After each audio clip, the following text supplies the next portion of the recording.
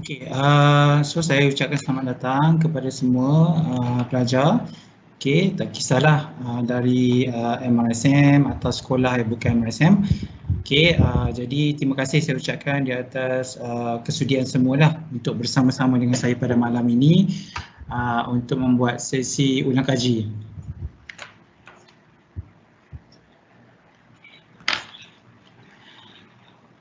Okey, so kita akan membuat ulang kaji ringkas ya.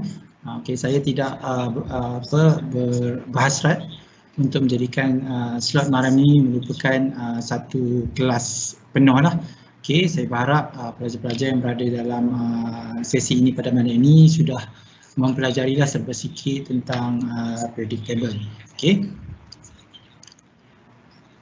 Jadi apa yang kita akan tengok pada malam ini adalah tentang trend yang ada dalam periodic table. Jadi saya akan fokus kepada so I'm going to focus on group 1, group 17 and group 18. Okay, so we going to cover both physical properties and chemical properties. Okay, and saya juga akan cuba cover how to answer the question in exam. Okay, macam mana ataupun kesilapan-kesilapan lah yang pelajar biasa buat apabila menjawab soalan periodic table ni lah. Kerana periodic table ni merupakan asas terpenting lah, okay, untuk pelajar sebelum pelajar pergi lebih jauh, terutamanya selepas periodic table mungkin kita akan mendalami tentang chemical bonding, kemudian kita akan tengok tentang elektrolisi. Jadi sebenarnya periodic table ni merupakan satu kunci utamalah untuk kita memahami kimia dengan lebih mendalam. Dan periodic table ni sebenarnya dalam peperiksaan juga akan dibekalkan kepada pelajar. Jadi kalau kita tahu menggunakan periodic table ni, kita akan lebih mudahlah untuk menjawab soalan sebenarnya tanpa perlu menghafal banyak fakta penting lah. Okey, so itu sedikitlah secara kasar apa yang kita akan terokai pada malam ni. Juga saya akan di akhir sesi ini saya akan cover juga sedikit tentang the element in the period tree in term of the physical and chemical properties as well. Okay, sebelum kita before we end the session lah. So if you have questions at the end of the session, feel free to unmute your mic and ask question, or you can also use question and answer facilities to ask question. Okay, I will try to answer the question. Okay. Alright. So basically, this is the periodic table. Okay. Okay, that we normally see this. Okay. But for Malaysia, we don't normally use this sistem lah. Kat Malaysia kita biasanya akan diperkenalkan dengan sistem penomboran 18 yang kalau tengok dekat sini dia menggunakan sistem penomboran Roman. Okay, so ini adalah 3, 4, 5, 6, 7, 8, 9, 10, 11, 12, 13, 14, 15, 16, 17 dan 18. So jadi lebih mudahlah sekiranya kita menggunakan sistem 18. Sistem kumpulan 18 lebih mudah untuk kita faham dan lebih mudah untuk kita memahami. Okay, memahami kumpulan yang berada dalam periodic table. Okay, so ni saya harap semua pernah lihat lah. Dan apabila kita mendapat menggunakan periodic table, perkara terpenting adalah untuk kita terokai adalah bahagian ini. Jadi kita kena lihat dalam periodic table tu setiap nombor yang diberikan tu apa maksudnya. Okay, what does it means in term of the representation for each number? Because sesetengah periodic table susunan proton numbernya akan berada di bawah dan mass berada di atas. Okay, jadi kita perlu berhati-hatilah Okay, we need to take extra caution. Jika tidak kemungkinan kita akan mengambil nombor yang salah. Okay, jadi bila dapat periodic table pastikan cari legend atau petunjuk bagi periodic table tersebut. Sebab tidak kebiasaannya memang ada satu sistem yang khususlah di dalam peperiksaan tertentu, contohnya macam SPM. Tapi untuk selamat kita kena juga periksa, okey, apa petunjuk ataupun apa nombor yang diwakili oleh apa nombor yang mewakili bagi sesuatu elemen tu. Jadi kalau untuk mudah kita mungkin boleh melihat dari segi susunan, okey. Kita akan tengok, okey, sekiranya susunan begini 3, 4, so maka kita tahulah nombor tersebut mewakili proton number kerana elemen disusun dalam periodic table mengikut mengikut increasing order of proton number. Itu lebih mudahlah, agar kita tidak membuat kesilapan. Alright, secara kasar, sebab kalau ikut periodic table ni topiknya agak besar, sebab itu saya namakan periodic table tu, sebab saya dah pernah membuat sesi lecture untuk periodic table 1, melihat development of periodic table, dari aspek contribution of scientists, macam mana periodic table tu develop daripada awal-awal penemuan hingga periodic table yang moden lah. Ini sedikit maklumat yang mungkin kita perlu beri perhatian. So unsur-unsur elemen ini periodic table seperti yang kita semua maklum disusun mengikut increasing order of proton number. Increasing order of proton number daripada 1 hingga ke 118. Jadi dalam periodic table terdapat 18 kumpul vertical column ataupun kolom menegak, laju menegak. Sebab itu kalau kita guna sistem 18, jadi lebih mudahlah untuk kita faham, dan terdapat lebih ke 7 horizontal row, baris yang melintang yang kita panggil period. Vertical column di dalam group, asli semua pun dah faham. Jika susunan elemen di dalam periodic table berdasarkan proton number, kemudian elemen-elemen disusun di dalam kumpulan masing-masing adalah berdasarkan kepada valence elektron. Mengikut susunan valence elektron. Jadi sekiranya valence elektron adalah 1, maka akan diletakkan dalam kumpulan 1. Valence elektron 2 diletakkan dalam kumpulan 2. Cuma bagi valence elektron, 3 hingga 8, grup sama dengan valence elektron tambah 10.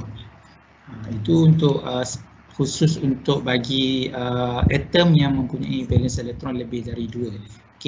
Contoh sekiranya valence elektron adalah 2, maka dia akan valence elektron adalah 3, maka dia akan berada di kumpulan 13. Kumpulan 13, ataupun sekiranya valence elektron adalah 7, maka dia akan berada di kumpulan 17.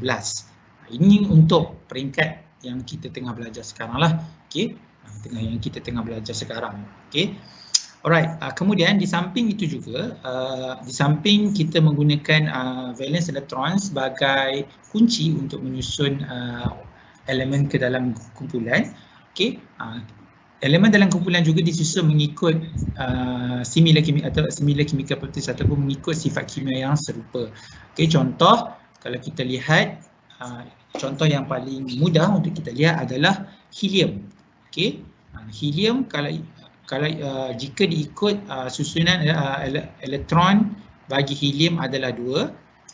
Kalau ikut rule yang kita gunakan, valence elektron adalah mengikut kumpulan, sepatutnya helium berada di kumpulan nombor 2. Tetapi helium dia lebih sesuai berada di kumpulan 18 kerana dia mempunyai innate properties sama seperti ahli-ahli kumpulan 18 yang lain lah.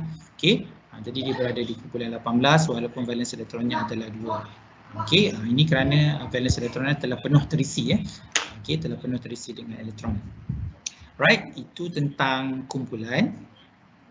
Okey, untuk period atau color, color adalah mengikut, kalau ditentukan dalam mengikut bilangan shell ataupun bilangan valence shell ataupun shell yang terisi dengan elektron. Contoh, sekiranya kita lihat kepada sodium, sodium mempunyai jika kita lihat sodium, proton number, proton number adalah 11 jadi kalau kita tulis susunan elektron, electron arrangement for sodium is 2.8.1.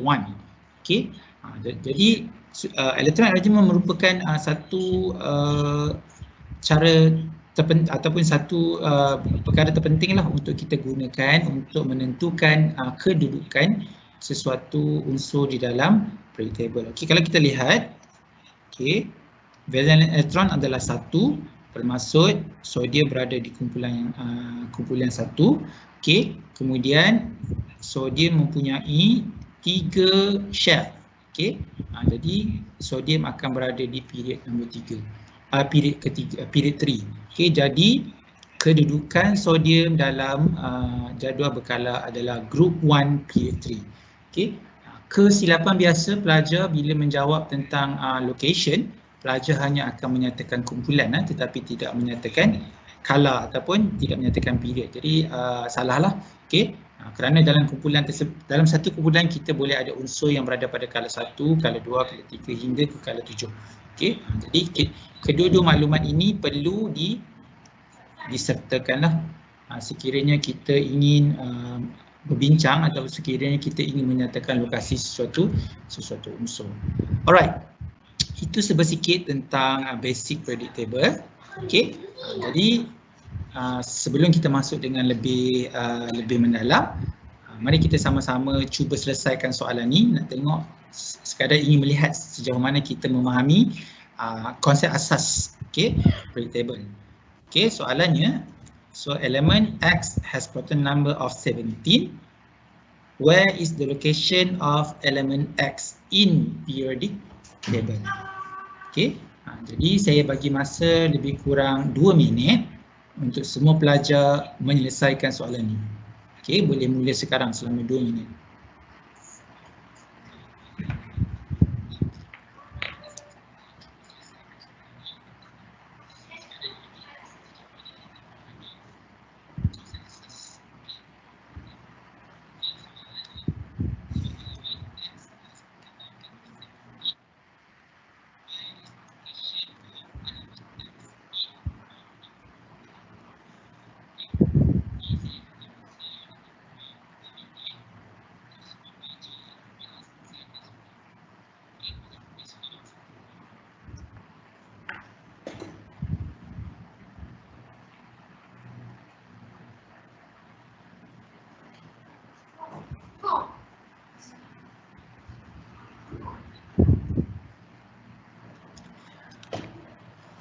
Alright, so kita tengok balik, macam mana kita nak selesaikan soalan ni.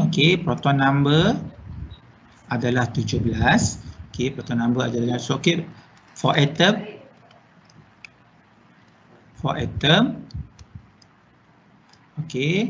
number of proton equal to number of electron. Therefore, number of electron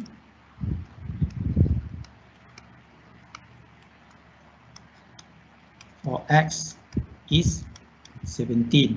Hence, electron arrangement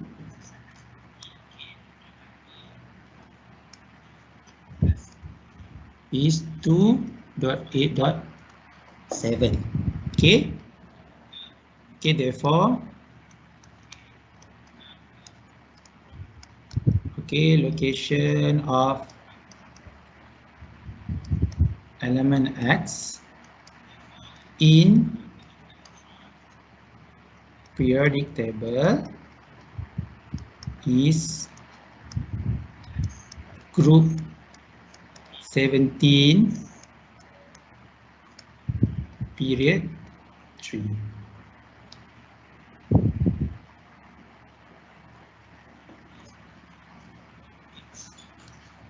Okay, so itu kita dah selesaikan tentang soalan ringkasnya. Okay, sekarang kita nak lihat, okay, ni taburan secara kasar, secara lebih menyeluruh lah. Okay, jadi kalau kita nak tengok ini ada, kalau kita nak selesaikan contoh, saya tak akan buat keseluruhannya, sekadar kita nak tengok beberapa elemen utama yang berada dalam periodic table. Okay, contohnya macam carbon. Okay, valence elektron ada 4. Okay, number of shell occupied with electron is 4. So carbon ada 4 valence elektron dan dia mempunyai 2 shell. Jadi susunan elektronnya adalah 2.4. Okay, aluminium valence elektron adalah 3, berada di kumpulan 13. Number of shell adalah 3, jadi berada dalam period 3. Okay, untuk kalsium, okay, kalsium, okay, group 2, okay, period 4. So okay, kalau kita lihat di sini hubung kait yang rapat lah, okay, antara electron arrangement, valence elektron dan juga valence shell. Okay, number of shell mempunyai hubungan yang rapat di dalam kedudukan sesuatu unsur di dalam periodic table. Sama juga macam chlorine, valence elektron, okay, 7, okay, valence elektron 7. Oksigen berada di kumpulan 19, okay. So itulah sedikit tentang ringkasan cara kita nak mengetahui kedudukan unsur di dalam periodic table.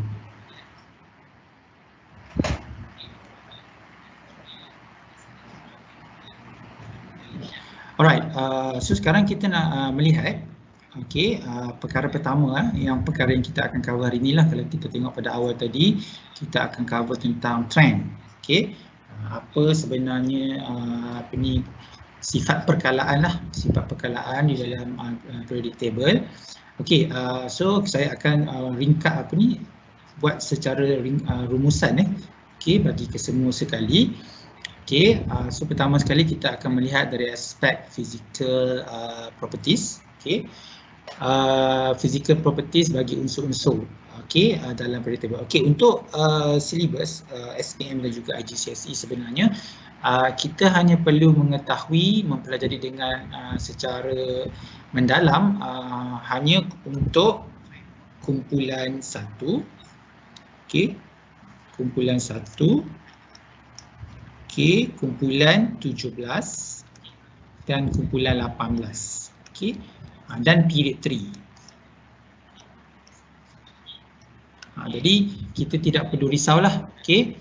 Kita tidak perlu risau untuk mengetahui physical properties untuk keseluruhan, okay, untuk keseluruhan unsur yang berada dalam periodic table, okay.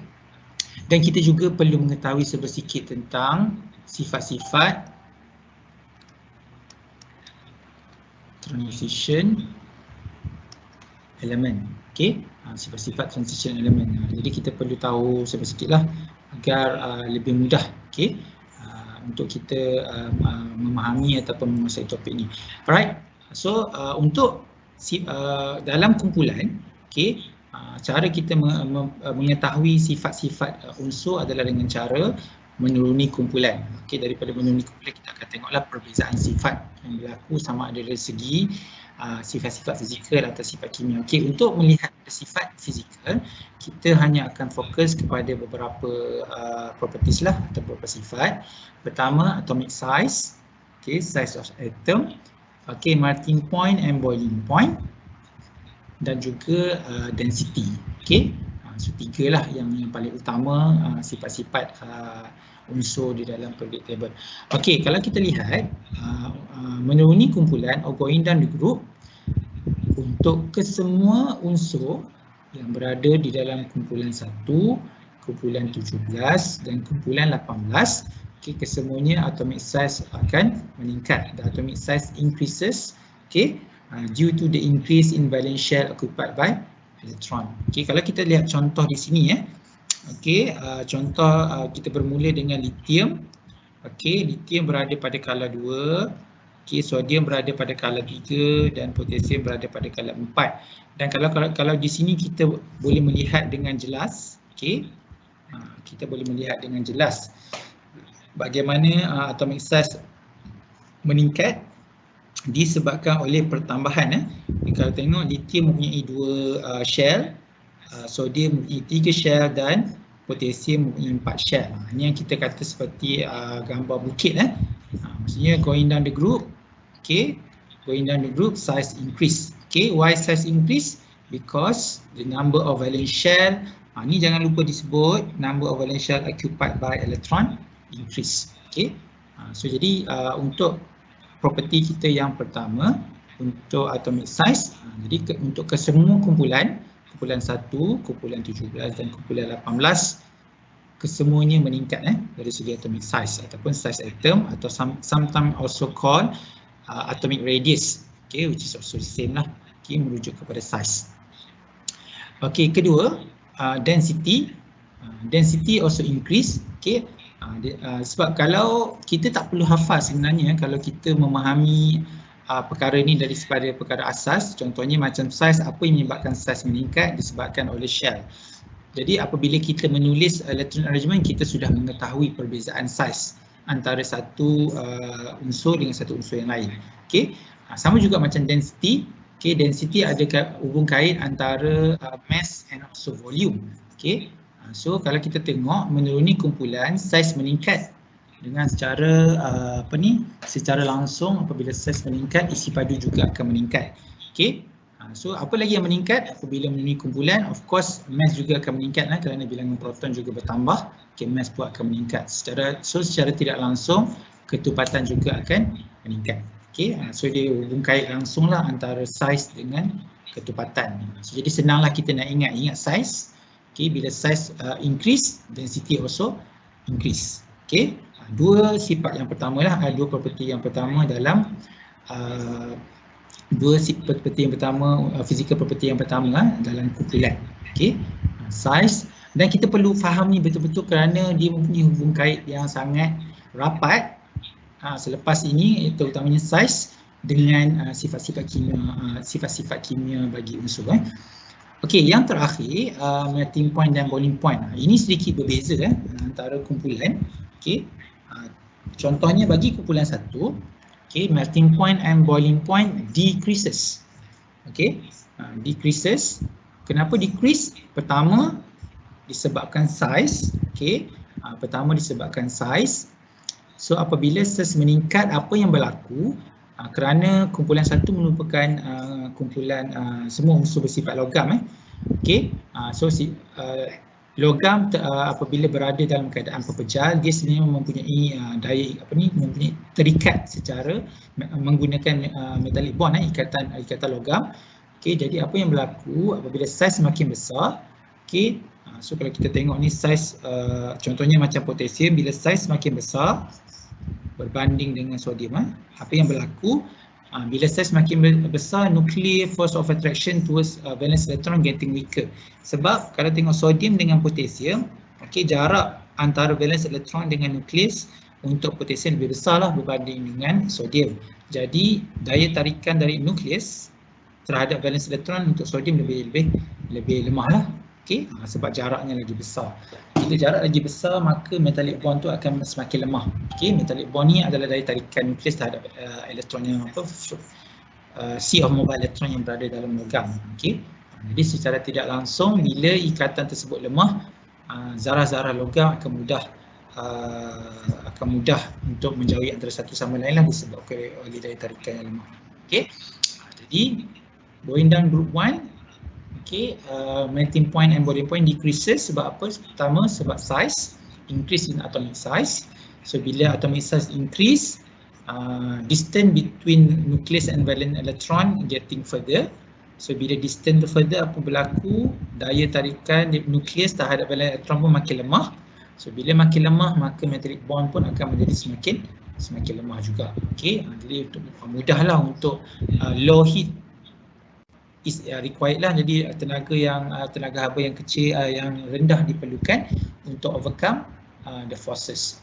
Okey, untuk memutuskan daya tarikan antara zarah-zarah logam. Okey, untuk kumpulan 17 dan kumpulan 18 sedikit berbeza. Okey, sedikit berbeza dari kumpulan 1. Okey, kerana apabila menuruni kumpulan, melting point and boiling point akan meningkat. Okey. Ni sedikit berbeza. Kalau kumpulan 1 melting point dan boiling point decrease, tapi bagi kumpulan 17 dan 18 melting point and boiling point increases. Okey, juga disebabkan oleh faktor size. Okey, contohnya macam kumpulan 17. Okey, kumpulan 17 wujud sebagai diatomic molecule. Jadi dia memang wujud sebagai diatomic molecule. So apabila atom semakin besar maka molekul juga akan semakin besar. Okey, apabila molekul semakin besar, daya tarikan between molekul akan semakin lemah lah. Okey, sebab dia besar jadi daya tarikan untuk sesuatu molekul dan antara satu molekul dan molekul yang lain tu untuk berkekal rapat, daya tarikan makin lemah. Jadi secara tidak langsung, force of attraction getting stronger. Okey, bukan weaker, salah, getting stronger. Okey, so jadi bila getting stronger, jadi boiling point and melting point akan meningkat, bukan semakin lemah, semakin meningkat. So ini ada kaitan dengan saiz juga. Okey, lagi besar sesuatu unsur untuk kumpulan 17, molekul tu lagi besar. Jadi dia punya overlapping antara satu molekul dengan satu molekul tu lagi tinggi. Jadi dia akan mudahlah untuk dia menarik sesuatu sama lain lah. Jadi daya tarikan tu akan jadi semakin tinggi.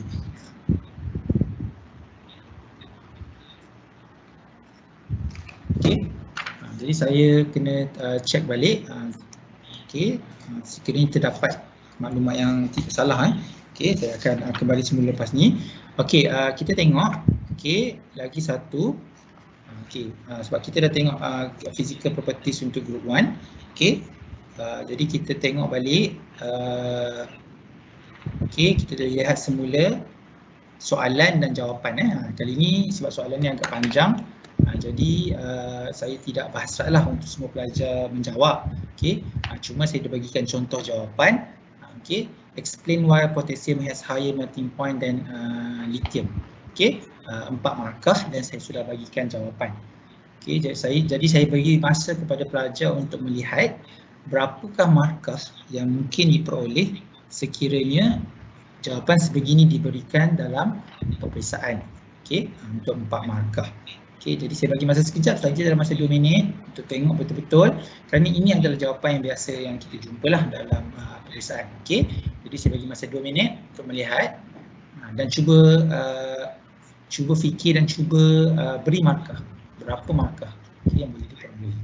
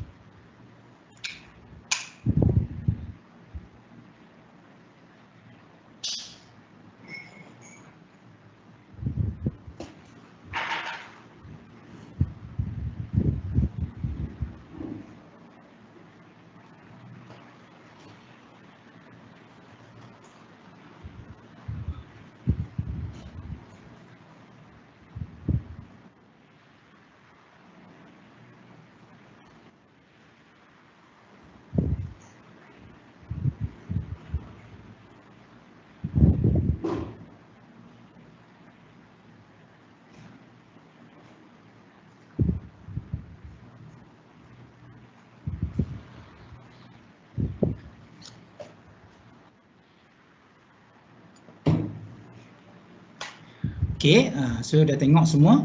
Okay, so agak-agak berapa markah yang dapat kita berikan sekiranya jawapan sebegini diberikan oleh pelajar lah untuk soalan ringkas yang kita bagi di sini ya. Okay, so pelajar ni bagi pertama dia membandingkan kedudukan potasium dan lithium. Okay, kemudian dia memberikan jawapan going down the group, melting point decreases. Okay, kemudian nuclear force attraction is getting weaker. Saya rasa ada sedikit masalah dengan soalan. Sepatutnya explain why has lower. Okay, bukan higher sebab going down the group melting point decreases. Okay, so nuclear force attraction getting weaker, so less heat energy is required to overcome the force. Okay, ini memang common kalau kita dalam peperiksaan kita akan dapat. Okay, jawapan inilah yang selalu diberi oleh pelajar. Okay, sebab pelajar memang baca dalam buku, begitulah. Okay, itu antara benda yang pelajar baca dalam buku. Okay, jadi untuk pengetahuan, kalau jawapan begini kita tak dapat berikan markah lah, berikan markah kerana jawapan ni tidak actually membandingkan ataupun menerangkan. Okay, dia hanya sekadar menyatakan fakta saja secara umum, tapi tidak cuba untuk menerangkan dari aspek perbandingan antara potasium dan lithium. Okay, jadi saya bagi juga jawapan. Okay, contoh jawapan pada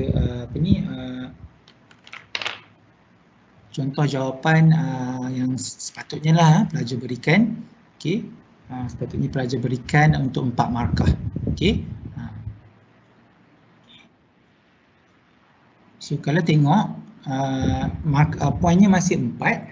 Okay, poinnya masih 4, tetapi sangat berbeza jawapan antara jawapan pertama dan jawapan yang kedua. Okay, ini adalah jawapan pertama, ini adalah jawapan yang kedua. Okay, tengok bagaimana jawapan kedua dia membandingkan dengan lebih jelas. Okay, pertama kita menggunakan point. Okay, pertama adalah size. Okay, poin yang penting. Kedua adalah tentang force of attraction. Okay, kemudian ketiga tentang metallic bond. Okay, kalau nak tambah, pelajar juga boleh tambah tentang distance. Satu lagi point. Okay, distance between nucleus and also valence electron. Okay, point ketiga, metallic bond is getting weaker for potassium. Jadi bila metallic bond is weaker, maka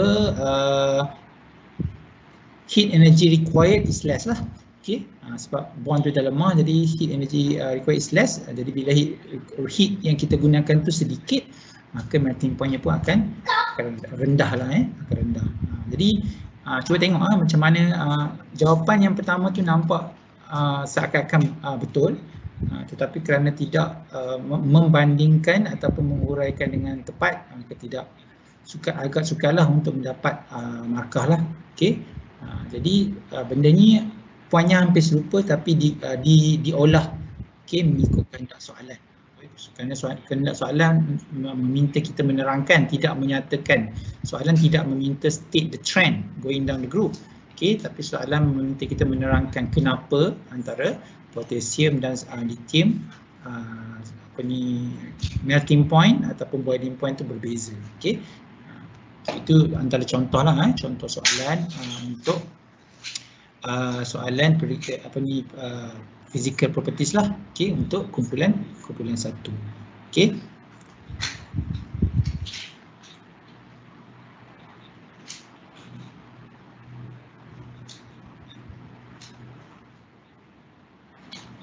Okay, itu tadi untuk physical properties. Okay, so kita nak tengok pula sekejap lagi tentang chemical properties. Okay, untuk group 1 dan group 1 lah, kita akan mulakan dengan kumpulan 1.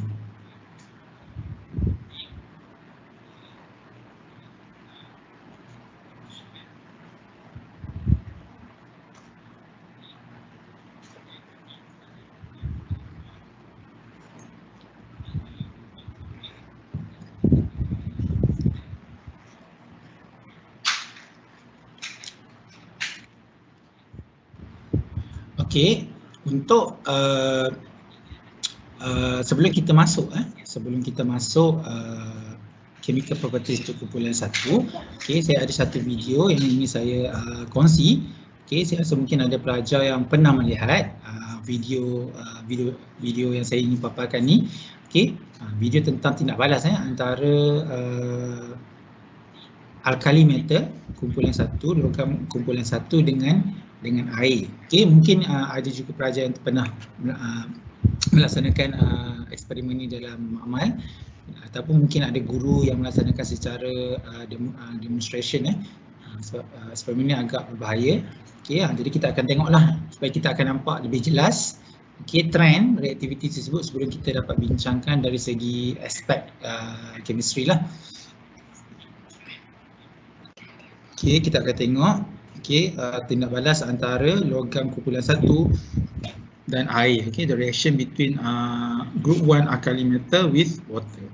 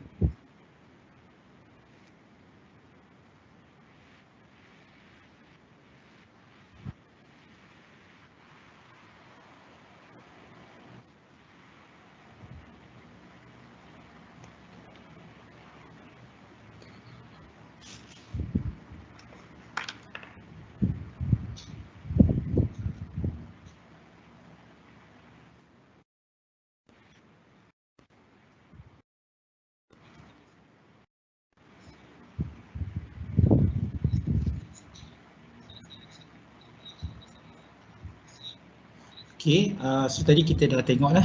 Okey, kita dah tengok bagaimana tindak balas kumpulan 1 dan air lah. Okey, jadi itu cuma sekadar hanya satu contoh contoh tindak balas. Okey, mungkin pelajar boleh mencari lebih banyak video yang berada dalam internet, terutamanya waktu-waktu macam sekarang. Sumber di internet sangat banyak untuk dilihat lah, walaupun tak dapat dilaksanakan secara hands on, tapi mungkin boleh dapat memberikan gambaran yang lebih jelas lah berbanding membaca daripada buku. So kita dapat lihat dengan lebih jelas. Okey, untuk chemical properties untuk group 1, okey, terdapat 3 tindak balas utama yang biasanya akan kita laksanakan ataupun kita jalankan di dalam makmal ataupun secara demonstration. Pertama adalah tindak balas group 1 dengan air. Okey, kemudian tindak balas group 1 dengan hidrogen, dan yang terakhir tindak balas group 1 dan oksigen. Okey, so ada 3 tindak balas yang utama. Kalau kita lihat tadi daripada video yang dipaparkan tadi, walaupun audionya kurang jelas, tapi saya harap semua dapat lihatlah perbezaan reaktiviti antara satu logam dan satu logam kumpulan 1 yang lain. Kalau tengok rubidium, ketika rubidium almost wujud sebagai cecair pada suhu bilik, sebab kerana mempunyai takar lebu yang sangat rendah, dan sangat reaktif. Apabila diletakkan di dalam air, jika diletakkan dalam kuantiti yang banyak, boleh berlaku letupan lah. Dia mendatangkan kemudaratan lah.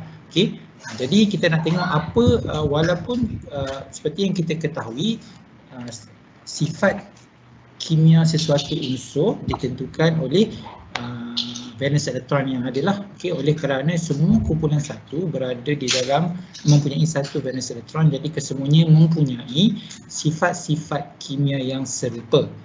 Okey, maksudnya kalau litium bertindak balas dengan air, sodium dan potasium juga akan bertindak balas dengan air. Tetapi walaupun begitu, walaupun punya sifat kimia yang serupa, tetapi kereaktifan ataupun kecergasan dalam bertindak balas adalah berbeza. Okey. Dan antara faktor penting yang kita perlu ambil kira untuk sebelum kita melihat dengan lebih lanjut sifat kimia bagi grup kumpulan satu, jadi kita perlu mengetahui bahawa kereaktifan ataupun kumpulan satu bertindak balas dengan cara mendermakan satu elektron, satu valence elektron. Okey, jadi sekiranya semakin mudah valence elektron itu didermakan, maka semakin reaktif lah, okey, unsur kumpulan satu tersebut. Okey, jadi kalau susah untuk unsur tersebut dermakan valence elektron, maka kurang reaktif lah, kerana kereaktifan dalam tindak balas yang berdasarkan tendensi dia lah untuk dia donate elektron logam-logam kumpulan satu. Okey, kalau kita tengok, okey, menuruni kumpulan, kita dah tengok tadi apabila menuruni kumpulan reaktiviti akan meningkat, okey, bermula dengan litium, okey, hingga ke rubidium. Okey, rubidium sangat reaktif. Okey, kenapa, apakah yang menyebabkan perbezaan kereaktifan ni? Okey, ada beberapa poin penting lah yang kita kena ambil perhatian. Okey, kalau kita lihat di sini tidak banyak beza lah. Okey, poin-poin yang akan saya terangkan dan juga poin-poin yang telah pelajar-pelajar semua lihat pada slide yang terdahulu. Okey, pertama adalah masih tentang saiz. Okey, so kita tahu semakin meruni kumpulan, kita tengok yang ni. Okey, saya kata kalau untuk saiz kita boleh gunakan nilai segitiga ni yang meruni kumpulan macam so saiz getting bigger.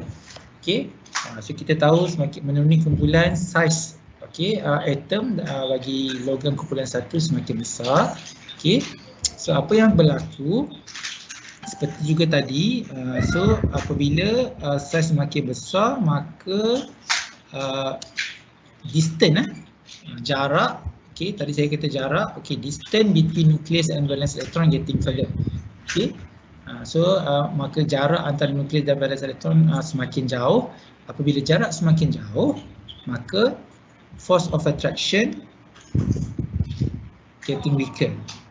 Okey, maka daya tarikan antara kenapa nuclear force of attraction? Kerana dalam nukleus terdapat proton yang bercas positif. Okey, proton yang bercas positif ni sangat dia tertarik dengan ataupun dia dapat menarik elektron yang bercas negatif. Sebab tu kita kata nuclear force of attraction tu, sebab itulah force tu berasal daripada nukleus, kepada nukleus. Okey, so apabila daya tarikan semakin lemah, dan poin terakhir, okey, the valence electron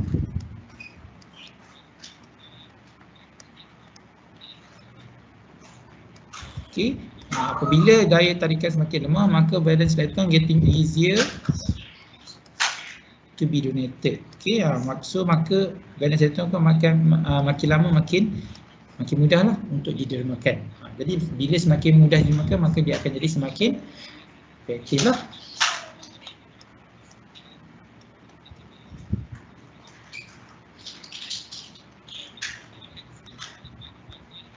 Okay. Jadi semakin lama dia akan jadi semakin efektif. Sebab tu kalau kita tengok antara ketiga-tiga logam tadi dimasukkan, kalau kita tengok perbezaan yang agak ketara lah.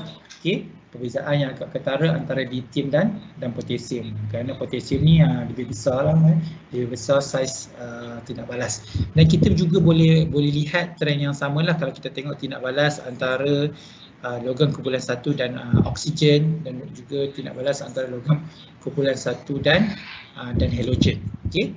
So kita akan dapat lihat trend kereaktifan yang sama. Okay. Dan kita boleh jelaskan juga menggunakan poin yang samalah yang saya berikan di sini lah.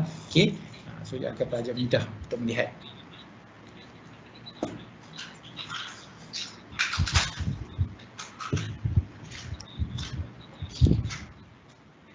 Okay. So macam biasa, apabila kita dah tengok, Okay, bila kita dah cuba faham, jadi kita kena jawab soalan lah, kita nak uji. Okay, adakah kita betul-betul faham atau sebaliknya lah. Okay, jadi kali ini saya nak minta semua pelajar jawab. Okay, jawab soalan ni. Okay, sodium has, tapi kali ini saya buat sedikit berbeza lah. Okay, saya cuba untuk menjadikan soalan ni secara santai lah, tidak terlalu berorientasikan peperiksaan, tapi soalan ni sebenarnya adalah soalan peperiksaan sebenar lah yang telah diolah. Okay, so sodium has 11 proton while potassium has 19 protons. Okay, that's actually statement that contain crucial information for you to solve the question. Okay, both elements react with water with different activity, although in same group. Okay, walaupun berada dalam kumpulan yang sama tapi bertindak balas dengan cara yang berbeza. Jadi soalan minta terangkan. Okay, terangkan. Jadi markahnya adalah 4. Okay, markahnya adalah 4. Jadi saya beri sedikit masa lebih kurang dalam 4 minit untuk pelajar-pelajar menyelesaikan. Okay, menyelesaikan soalan ini. Okay, menggunakan poin-poin yang telah saya berikan tadi. Okay, so 4 minit boleh mula sekarang untuk menjawab.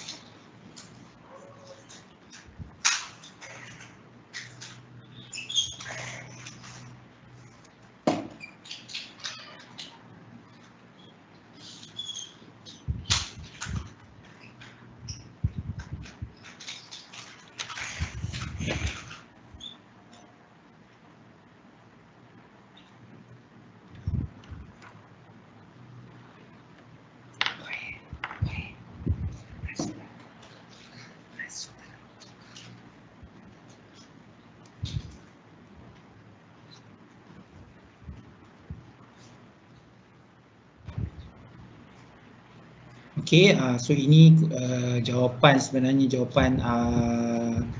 jawapan yang saya sudah tulis. Ini lebih kurang sama seperti jawapan yang saya berikan tadi lah. Okay. Okay, potassium is located below lithium in group 1, going down the group, the activity increases. distance between nucleus and valence electron getting further, nuclear force of attraction towards valence electron getting weaker, valence electron easier to be donated. Okay, kemungkinan ada juga pelajar yang memberikan jawapan yang hampir serupa. Saya harap tak adalah, kerana kalau jawapan yang hampir serupa, kemungkinan besar pelajar akan kehilangan markah. Walaupun jawapan ini nampak hampir tepat, tapi banyak poin yang akan hilang lah kerana tidak diterangkan dengan terperinci. Okey. Jadi sebelah kanan saya tunjukkan jawapan. Okay, menggunakan poin ataupun isi-isi yang telah saya terangkan dalam slide sebelum ni. Okay, kalau kita lihat pertama, kita bincangkan tentang size. Kedua, kita ada bincangkan tentang distance. Kemudian kita ada bincangkan tentang force of attraction. Okay, dan yang terakhir kita bincangkan juga tentang pembebasan elektron. So poin nombor 1, potassium has larger atomic size dan lithium. Masih kita membuat perbandingan antara kenapa diberi, okay, kenapa soalan ini memberikan number of proton, kerana daripada number of proton akan membantu pelajar untuk mengetahui size. Okay. Kalau kita lihat sodium adalah susunan elektron adalah 281. Sodium mempunyai 3 shell, manakala potasium memiliki 4 shell. Secara tidak langsung, walaupun tidak diberikan gambar rajah untuk pelajar gunakan bagi menerangkan soalan ini. Okay, dengan hanya menggunakan proton number, pelajar boleh membuat hubung kaitlah antara size antara bilangan proton, seterusnya dapat pelajar gunakan untuk menghasilkan ataupun untuk menulis electron arrangement. Kemudian dari electron arrangement kita dapat deduce, okay, kita dapat rumuskan tentang saiz sesuatu atom. Jadi sebab itu penting membaca maklumat dalam soalan, kerana maklumat tersebut diberikan untuk membantu, bukan untuk mengelirukan pelajar. Jadi jangan hanya sekadar membaca soalan. Kadang maklumat tersebut mempunyai piece of information, very important information, okay, to assist you in answering the question. Okay, potassium has larger atomic size than lithium. Kerana saiznya yang besar, maka jarak antara nukleus dan valence elektron semakin jauh, akibatnya force of attraction, nuclear force of attraction towards valence electron is getting weaker, is weaker. Kalau kita ikut nampak, semua ayat kita buat perbandingan, walaupun sebenarnya mungkin agak susah pelajar untuk membandingkan dalam setiap ayat, cuma saya cuba tunjukkan, okay, kepentingan untuk membuat perbandingan ataupun in term of comparative sentences. Okay, yang terakhir, oleh kerana force of attraction semakin lemah, maka elektron lebih mudah, okay, untuk didermakan, ataupun potasium lebih mudah untuk hilang elektron. Oleh sebab itu dia menjadi maka dia adalah lebih reaktif berbanding lithium. So agak jelaslah satu persatu. Dan sebenarnya tak ada masalah dalam peperiksaan, terutama untuk SPM, untuk pelajar jawab dalam bentuk sebegini, bukan bentuk paragraf ataupun bentuk esei. Walaupun soalan esei sekalipun untuk paper 2, tak ada masalah sekiranya pelajar ingin menjawab dalam bentuk bullet point sebeginilah, okay, supaya lebih jelas, okay, bilangan poin ataupun isi yang ingin dikemukakan kepada pemeriksa. Right, okay, itu adalah tentang kumpulan 1. Okay, sekarang kita melihat kumpulan 17. Okay, kumpulan 17. Jika tadi kumpulan 1 kita melihat dari perspektif 3 tindak balas utama, begitu juga dengan kumpulan 17. Okay, kumpulan 17 melibatkan 3 tindak balas. Okay, tindak balas antara halogen dan air. Okay, jadi kumpulan 17 juga dikenali sebagai halogen. Okay.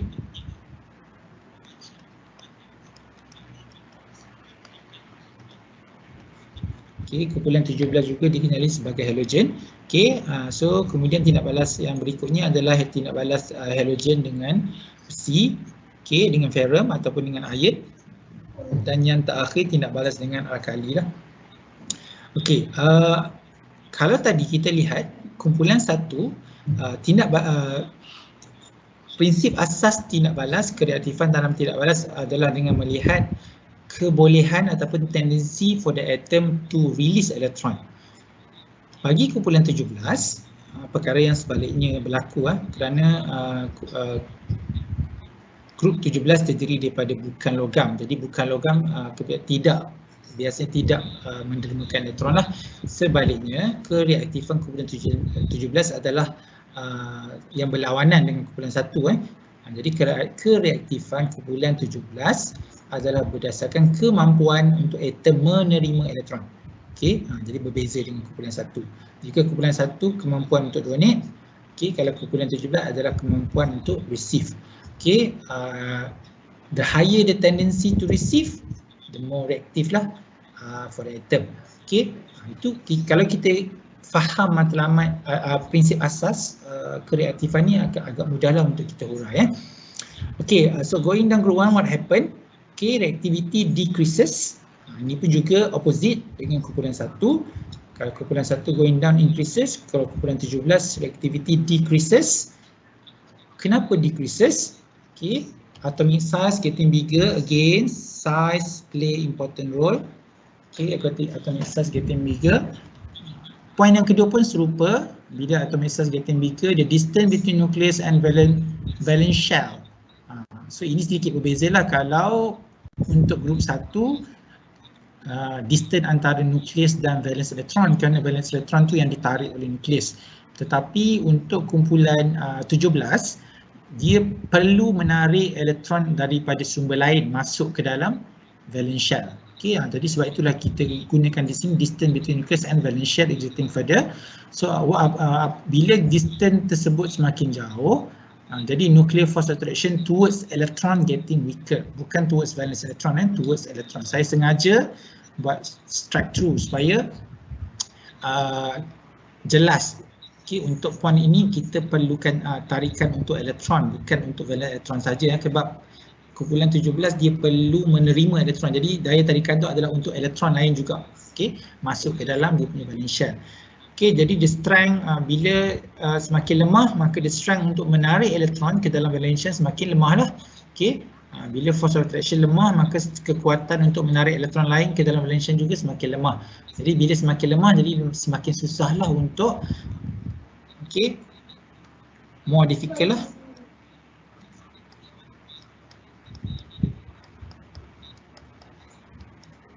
Okay, bila semakin lemah, maka more difficult to receive electron, and hence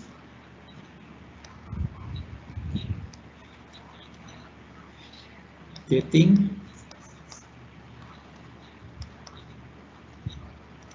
less reactive. Okay, jadi semakin susah diterima, maka makin lama makin jadi kurang reaktif lah. Okay, ini kalau kita tengok unsur-unsur berada di bawah, contohnya macam iodine, astatin. Okay, so makin dia semakin sukar lah, bukanlah semakin sukar, maksudnya kereaktifan itu semakin berkurang. Okay, the reaction less vigorous. Okay, semakin kurang cergas lah berbanding tindak balas dengan fluorin. Okay, fluorin sangat antara unsur kumpulan 17 yang sangat reaktif. Okay, so itu sebersikit. Jadi saya tak berhasrat untuk memberikan sebarang soalan lah untuk kumpulan 17 kerana isi perbincangan ataupun isi untuk menjawab soalannya hampir serupa lah dengan soalan-soalan lain. Okay, jadi kalau tengok balik, okay, point yang kita selalu gunakan untuk menerangkan, pertama kita akan terang in term of atomic size.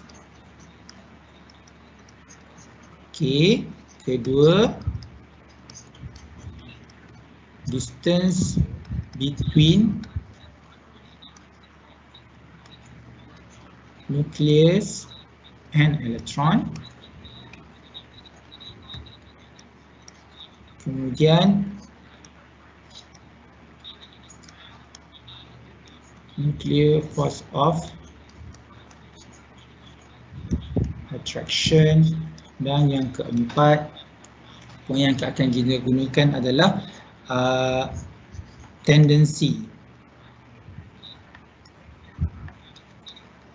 to receive elektron. So ini untuk kumpulan 17. Okey, untuk antara poin yang kita boleh gunalah sama seperti yang saya terangkan slide tadi. Okey, sekadar nak buat summary lah, okey, untuk kumpulan 17. Okey, itu tentang kereaktifan kumpulan 17. Okey, seterusnya kita akan lihat satu lagi kumpulan. Okey, iaitu kumpulan 18. So kumpulan 18 lebih ringkas. Okey, so kumpulan 18 juga dikenali sebagai noble gases, sometimes juga dikenali sebagai inert gases. Okey, so berbeza dengan kumpulan 1 dan kumpulan 2. Okey, elemen in group 18 is chemically inert. Okey, elemen dalam kumpulan 1 adalah chemically inert. Okey. Okey, inert adalah perkataan berlawanan lah bagi reaktif. Okey, jadi kerana dia adalah inert maka dia tidak akan bertindak balas, so dia tak akan share, tak akan receive atau tak akan donate elektron dia lah. Okey, sebab kalau dulu sewaktu saya belajar itu antara sebab nama dia jadi noble lah. Bila dia noble ni dia tak berkawan dengan orang, itu sekadar gurauan lah. Okey, bukanlah sebab yang sebenar lah. Okey, jadi kita lihat kenapa berbanding kumpulan 1 dan kumpulan 17, okey, kenapa kumpulan 18 tidak bertindak balas. Okey, bagi pelajar-pelajar yang telah mempelajari topik chemical bond, kita akan lebih memahami kenapa sesuatu tidak balas berlaku. Okey, tidak balas berlaku kerana sesuatu atom ingin mencapai susunan elektron octet ataupun elektron duplet yang stabil. Tetapi bagi kumpulan 18, okey, atom-atom kumpulan 18 kesemuanya sudah mencapai susunan elektron yang stabil. Jadi sebab itulah unsur-unsur ataupun elemen kumpulan 18 tidak balas, dan disebabkan kerana tidak bertindak balas walaupun sesama sendiri, maka diwujud sebagai gas monoatom. Okey, tidak antara gas lah yang wujud sebagai monoatom. Jadi kenapa dia wujud sebagai monoatom? Kerana dia tidak bertindak balas dan dia adalah inert. Kenapa dia inert? Kerana shell dia, the outermost shell is completely filled with electron. Okey, ni kalau tengok di sini di sebelah kanan ni, okey, ni kalau tengok ni salah ni. Okey, ini adalah kumpulan 17. Okey, saya tak sempat menyuka Okey, jadi the outermost shell is completely filled with electron. Contoh, okey, kalau kita ambil satu contoh, helium. Okey, proton number adalah 2, elektron arrangement adalah 2, jadi susunan bagi helium adalah 2. Okey, yang berikutnya adalah 10, 2,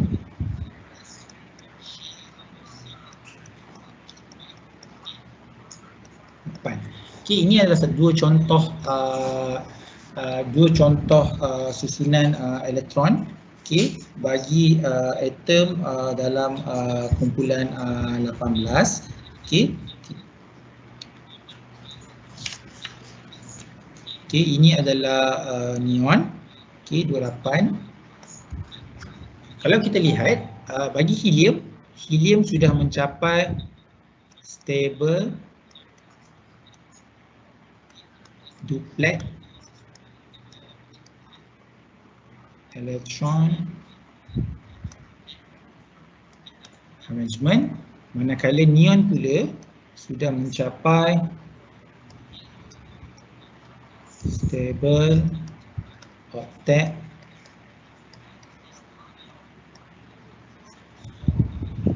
electron arrangement.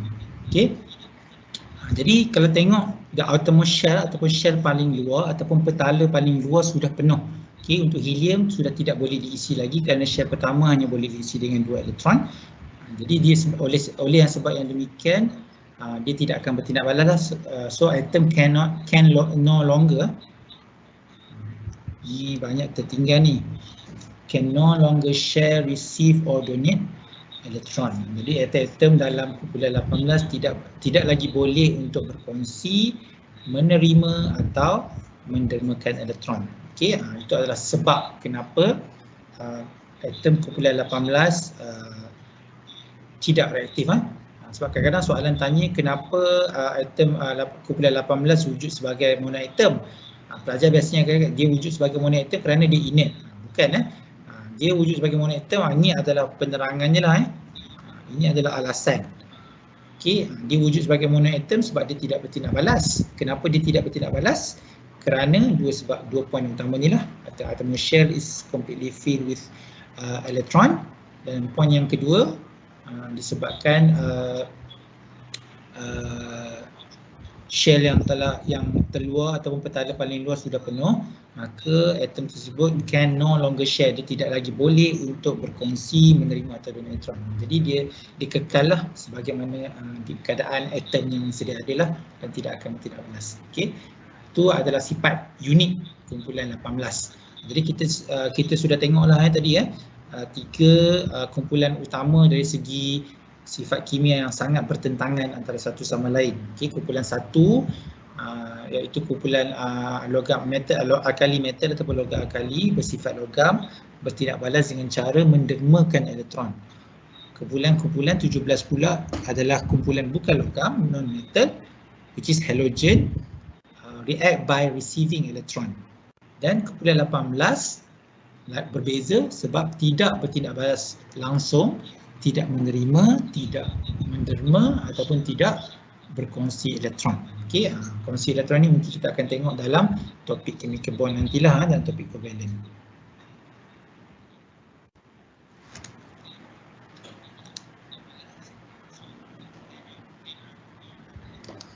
Okey, so yang terakhir, okey, kita pun sudah hampir ke penghujung sesi. Jadi kita nak tengok sikitlah tentang period 3. Okey, so jadi kita tak perlu ambil tahulah tentang period 1 ke, period 4 ke, period 5, kerana kita akan fokus hanya period 3, kerana period 3 juga ada sifat-sifat yang agak unik.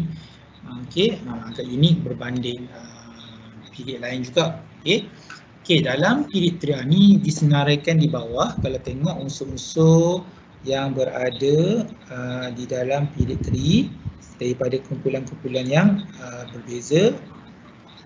Okay, kenapa mereka berada di period 3 seperti diterangkan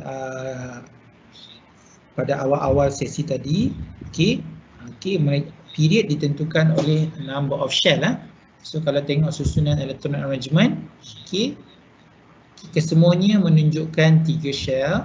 Okey, ini kumpulan 1, kumpulan 2, kumpulan 13, kumpulan 14, kumpulan 15, kumpulan 16, kumpulan 17 dan kumpulan 18. Okey, so ini adalah unsur-unsur yang berada dalam period 3 or color 3. Okey, jadi kalau tengok semua unsur mempunyai 3 shell occupied with electron. Seperti kalau tadi kita tengok poin yang penting juga, kita akan tengok atomic radius atau atomic size. Okey, untuk period juga kita akan tengok benda yang sama lah. Okey, kita akan tengok benda yang sama. Cuma kalau tadi kita menggunakan term going down the group, kalau untuk period kita akan kata going across. Okey, going across the period.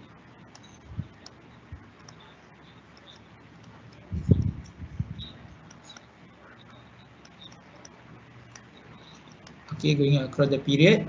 Okay, all atom has 3 shell. Okay, saya sudah nyatakan tadi. Okay, atomic radius atau atomic size decreases. Okay, kita akan tengok kenapa decreases. Ini adalah ciri utama lah yang sering dibincangkan di dalam color 3. Kalau tadi going down the group, kita akan lihat saiz berubah ataupun saiz menjadi semakin besar disebabkan oleh pertambahan shell, pertambahan shell. Tetapi kalau kita lihat di dalam period 3, kesemua unsur atau kesemua atom mempunyai bilangan shell yang sama. Mengapa?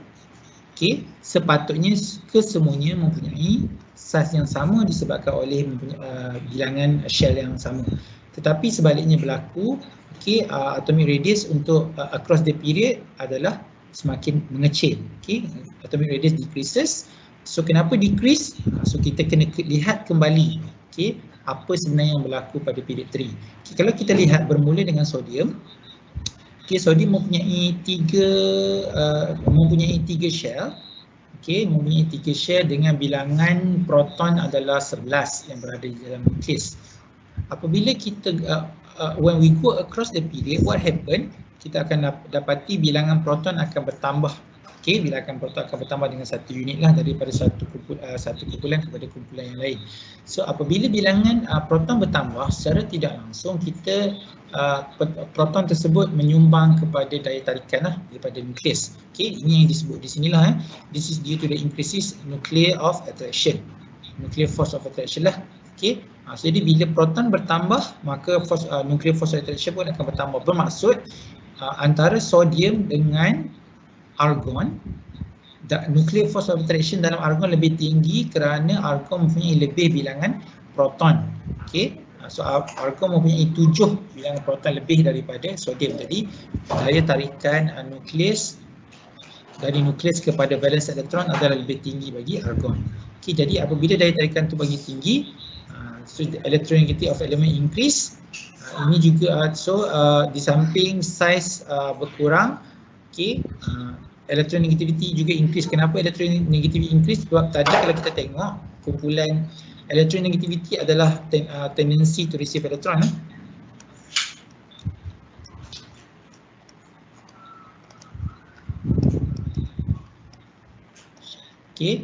So kalau kita tengok yang menerima elektron tadi, kita tengok kumpulan 17. Kita lihat apabila semakin besar saiz, maka semakin weak tendensi dia untuk receive elektron. Jadi benda ni terpakai juga di sini. Apabila kita going across the period, saiz menjadi semakin kecil. Apabila saiz semakin kecil, maka tendensi to receive elektron semakin besar. Kenapa semakin besar? Sebab nuclear force of attraction semakin tinggi. Jadi lebih mudah lah. Lebih mudah untuk atom tu menerima elektron. Sebab itu kita lihat antara sodium dan klorin, is very unlikely untuk sodium menerima elektron. So sebab tu sodium lebih mudah untuk mendermakan elektron sebab dia electronegativity untuk sodium sangat rendah lah berbanding electronegativity dengan klorin. So klorin lebih mudah untuk menerima elektron lah berbanding sodium. So untuk dirumuskan tentang saiz, ini yang biasa saya gunakan untuk pelajar ingat. So naik bukit pacak bendera macam ni lah. So going down the group, size increases. Going across the period, size decreases.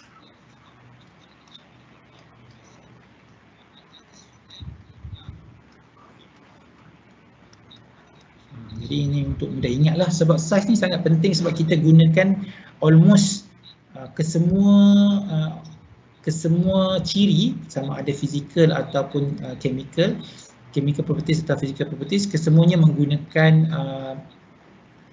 point atomic size lah. Jadi sekiranya pelajar tidak dapat mengenal pasti size dengan betul, kemungkinan besar agak sukar untuk menerangkan ciri-ciri yang berada di dalam kumpulan ataupun ciri-ciri yang berada dalam kala. So ini kita tengok secara kasar lah apa yang berlaku kepada kala 3. Untuk kala 3, kala 3 juga kita akan lihat dari segi aspek chemical properties adalah aspek sifat oksida yang terbentuk lah untuk kala 3. Kita tidak melihat dari segi bagaimana oksida itu terbentuk, tapi kita lihat sifat oksida itu sendirilah. So kalau kita lihat di sini oxide of so kalau kat sini saya nyatakan oxide of period 3 element display basic, amphoteric dan acidic properties. Okey, dia tak sama, bukanlah semua oxide tu bersifat basic dan tidak semua oxide bersifat acidic. Ada juga oxide yang bersifat amphoteric, which is agak unik agak unik untuk kita teliti dan kita tengok yang ni agak unik. Okey, ni saya cuba highlight di sini. Okey, saya cuba highlight kolom ni. Sebab saya bila ajar pelajar, saya akan minta pelajar untuk ingat ini. Okey, bila period 3, so bila period 3 ingat aluminium. Sebab periodic table akan dibekalkan dalam peperiksaan. Okey, sekiranya pelajar tidak menghafal, so bukanlah satu masalah. Jadi ingat, aluminium mempunyai satu sifat yang unik berbanding unsur kumpulan 3 yang lain, kerana aluminium menunjukkan sifat amphoteric. Okey, apa itu amphoteric? Okey, kalau dalam kes ni amphoteric oxide merujuk kepada oxide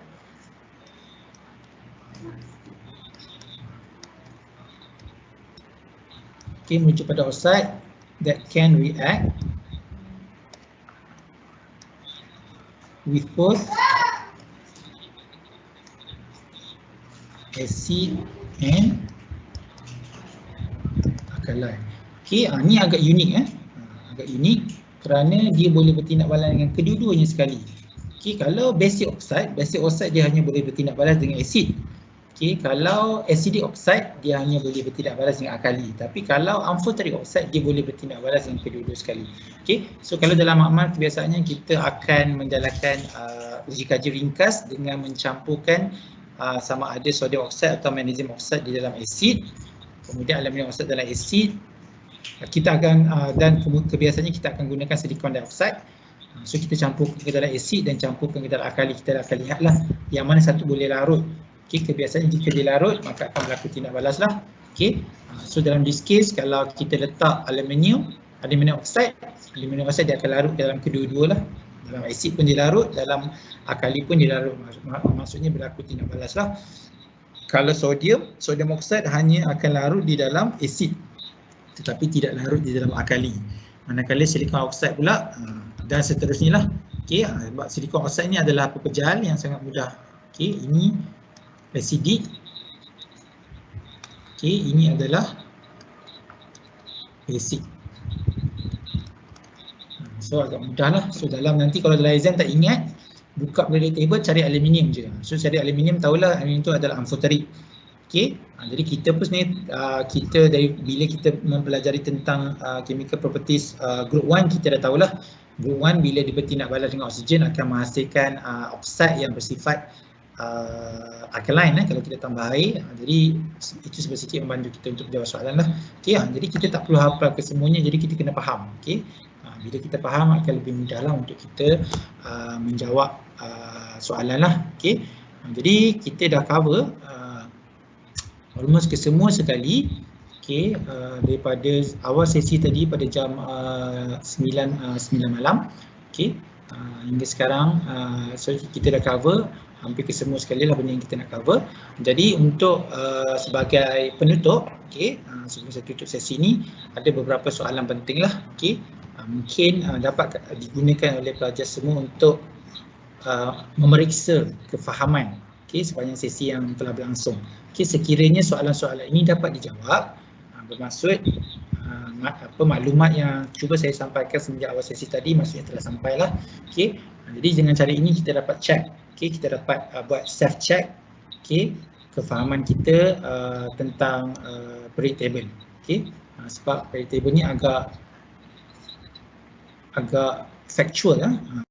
Soalannya berbentuk fakta, jadi tidak mudah untuk diubah suai dan sebagainya. Kalau sodium bertindak balas dengan water, sampai bila lah dia bertindak balas dengan water, kita tak boleh nak ubah tindak balas tu jadi lain. Jadi itu adalah sedikit untuk memudahkan lah pelajar. Jadi saya rasa itu saja yang dapat saya kongsikan untuk slot pertama, slot pada malam ni lah. Ini bukan slot pertama saya, ini slot pertama untuk sesi silat bersama pelajar secara umum, tapi ini bukanlah slot saya yang pertama lah. Untuk sesi kali ni lah. Jadi saya ucapkan terima kasih kepada semua yang sudi bersama-sama saya pada malam ini. Okey. Almost 1 jam lebih, 1 jam 20 minit, 30 minit. Okey, luangkan masa kita memanfaatkan masa dalam PKP ni untuk kita menambahkan kefahaman kita lah dalam kimia. Jadi sekejap lagi saya akan buka sebarang soalan. Sekiranya ada ingin bertanya soalan, saya akan cuba jawab. So sekiranya tiada soalan, okey, sekejap lagi saya akan kongsikan link di dalam sesi chat untuk pelajar isi kehadiran lah. Okey, isi kehadiran, boleh maklum balas supaya kita dapat perbaiki lagi sesi kita pada malam ini. Okey, jadi dengan itu saya ucapkan terima kasih. Okey, sebentar lagi saya akan buka sesi soal jawab.